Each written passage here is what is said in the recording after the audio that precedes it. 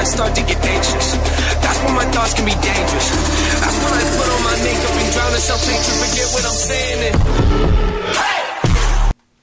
Yo, what's going on, guys? Today I have a settings video for all console players, old and new gen. With these settings you'll get way better at Warzone 2. I've been testing them for weeks and I think these are the best settings possible. So let's not waste your time and get straight into it. Starting with controller. For controller button layout I use bumper, jumper, tactical, flipped. It is extremely hard to learn, but if you have multiplayer like me, I learned it within 10 hours. If you have the time, you can try and learn it. If not, I would just use whatever you feel comfortable with. You can copy these down. Just note that I won't talk about every setting in depth, so just copy as I go along. As you can see here, controller vibration should be off. It just gets in the way. Controller stick sensitivity, I have it at 9. I like mine a little high so I can flick and react faster. I wouldn't go over 12 or 13, and I wouldn't go under 4. Just try to keep it in that range. You can copy these down as well. Personally, I think auto attack should always be on. It makes you faster at playing and you don't need to turn on yourself. It will increase your reaction time. You can also copy this down. I've double tap ADS on. I think it's more convenient than the default setting for mounting on a wall, but you can do what you want. I personally recommend this. I have tap to interact. I think it's better than tap to reload. Tap to interact makes it so that you can act with items first without it making you reload all the time. I have applied plate behavior to all, just like it should have been. For advanced settings, I have aim assist on. For aim assist type, I use default. I wouldn't use anything other than default because everything else is kind of debuffed. You can copy these down. As you can see, I have dynamic curve type on. I just think it's better. Pretty much everything else though stays like this. The only other few things I change is for plunging underwater. Switch to plunge freely. It makes it easier to swim. Have auto deploy off. Sprinting door bash on for quick exits and entrance. And everything else here you can copy down. I wouldn't mess with this setting, and I wouldn't mess with these settings down here, because when I did, I couldn't use UAVs, I couldn't ping.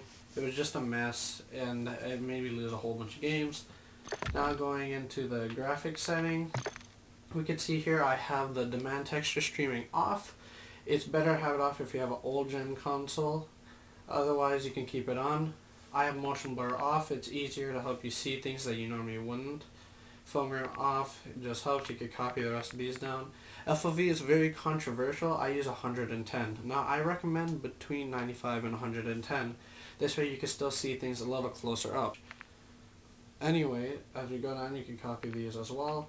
I have these at least 50%, so that way when things like precision airstrikes come in, you aren't shaking all over the screen. Other than that, nothing else has really changed. Your safe area, if you're on the TV, which I personally am, I would lower it. It's just easier. If you're on a monitor, then I would just max out safe area. Now going into the audio, this is built for people with headsets. I use home theater, and you can copy these down. If you don't have a headset, you could change it to TV or even cinema if you would like to. Otherwise you can copy these. I have subtitles on. I like subtitles. I think it's a bit nostalgic, and it can help you see enemies' text in the area if they have a call out. These settings you can copy down for your headset. It allows you prox chat almost all the time. I'd keep this off so that you could talk while loading into the game, otherwise your teammates wouldn't be able to hear you.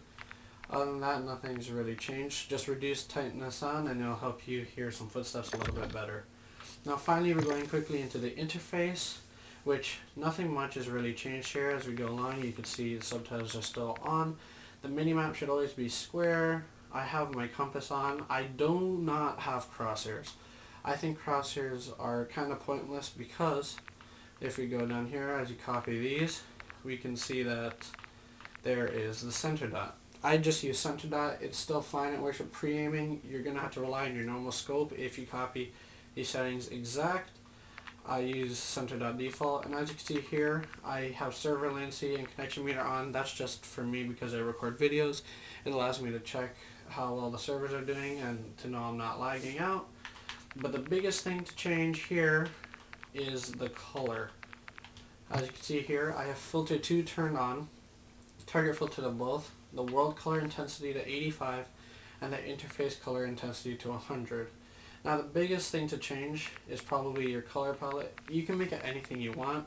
I would use these colors that I picked here, but if you change the colors or use these colors, I would make them as bright as possible. As you can see, it makes it easier to see people, if otherwise your game would be dull and hard to play. Anyways, that's it today in terms of settings. Hope you enjoy your new settings. Don't forget to drop a like and sub if you aren't already.